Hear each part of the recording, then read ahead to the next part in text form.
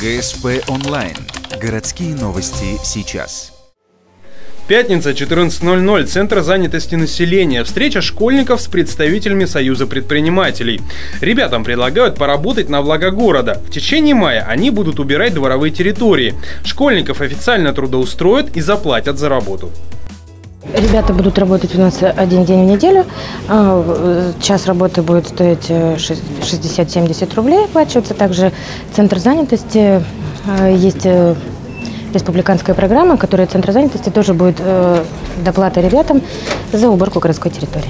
Центр занятости заплатит каждому школьнику 1100 рублей. Работать будут каждую субботу по 4 часа после уроков. Ребятам выдадут инвентарь, жилеты и спецодежду. Желающих подзаработать набралось уже 30 человек. Среди них учащийся 10 класса Александр Тасенко. Привести город в надлежащий порядок перед великим праздником. Ну и для себя это немножко подзаработать, как-то материально осуществиться к лету. На протяжении всей своей работы ребята будут находиться под присмотром взрослых. Трудиться предстоит в командах по 6-7 человек. 1 июня школьники получат зарплату, а самые активные – грамоты и денежную премию.